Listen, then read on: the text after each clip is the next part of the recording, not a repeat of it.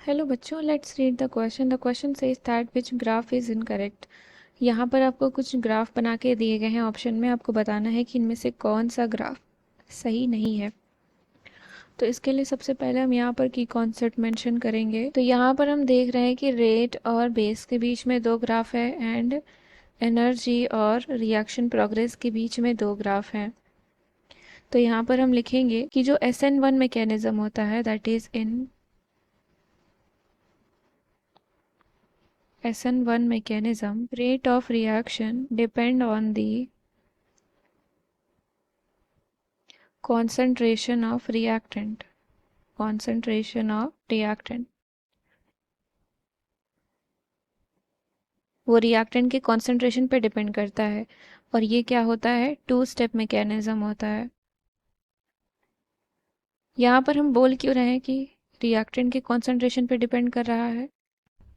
क्योंकि यहाँ पर हमारा इंटरमीडिएट का फॉर्मेशन होता है, दैट इज़ कार्बोकेटाइन का फॉर्मेशन होता है, जो कि हमारे रिएक्टेंट से ही बाहर निकल के आता है।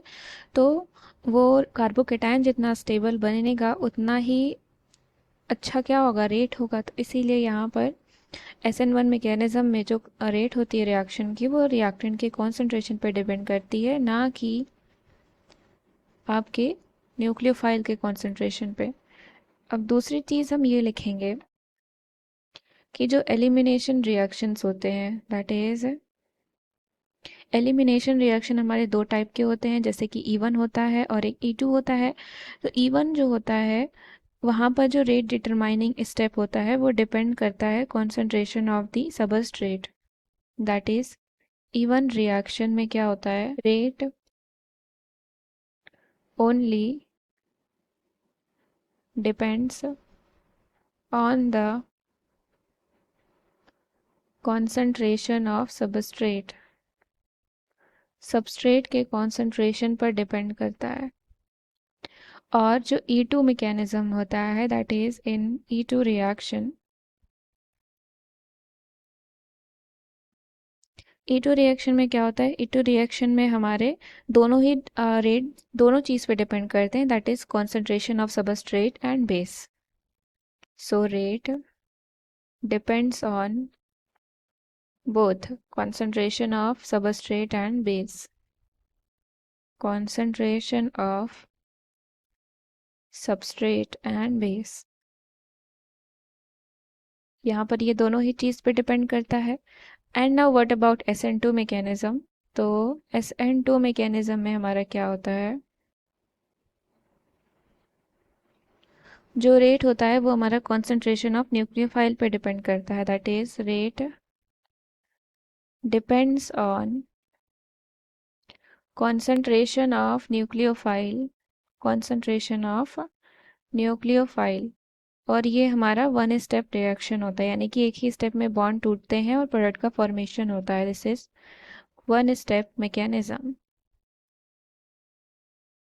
तो ये हमारा वन स्टेप मैकेनिज्म होता है। तो हम अपना सबसे फर्स्ट वन देखते हैं, जहाँ पर दिया गया है PH3CBr, दैट इज फर्स्ट है हमारा PH3CBr प्लस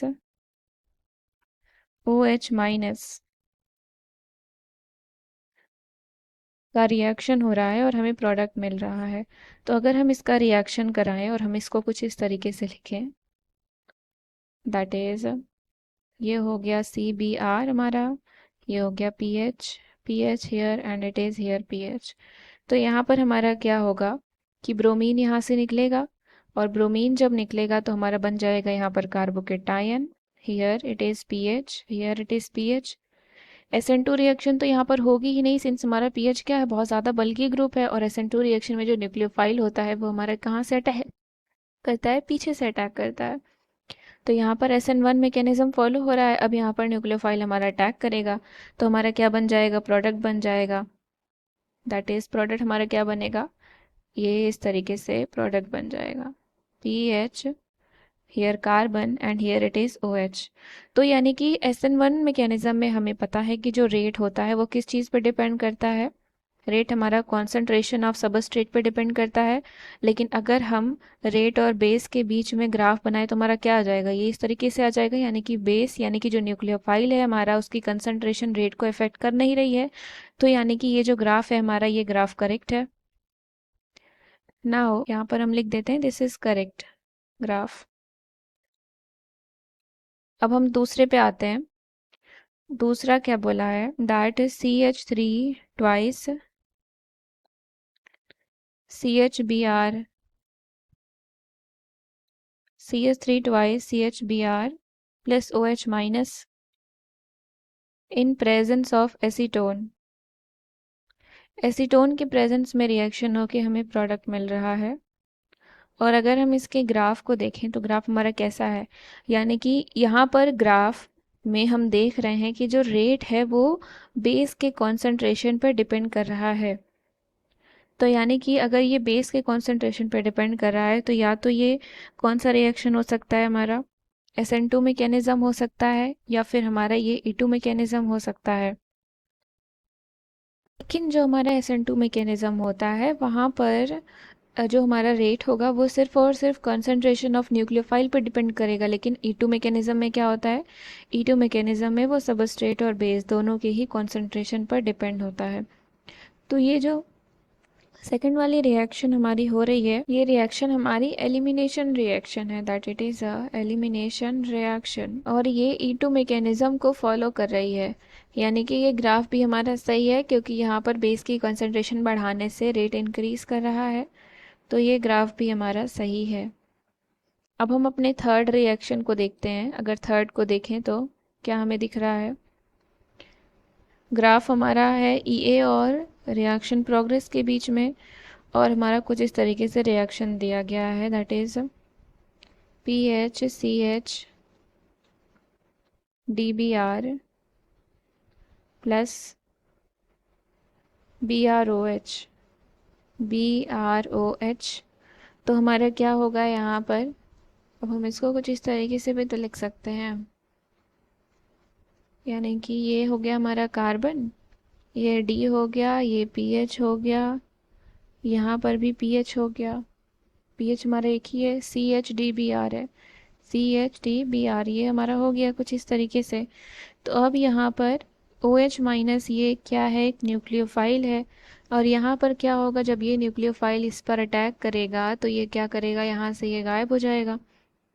तो यानी कि यहाँ पर कौन सा मैकेनिज्म फॉलो हो रहा है, SN2 मैकेनिज्म फॉलो हो रहा है।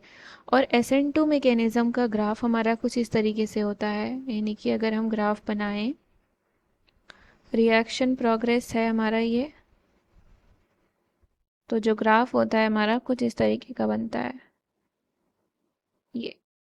लेकिन यहाँ पर जो हमें ग्राफ दिया गया है वो इस तरीके का दिया गया है, वो 3 स्टेप में बना कर दिया गया है, और ये ग्राफ हमारा क्या है, गलत है, दिस इज रॉन्ग ग्राफ। इसका मतलब हमें क्वेश्चन में पूछा था कि कौन सा ग्राफ इनकरेक्ट है, so option number 3 is the correct answer. I hope you understood it well, thank you and best of luck.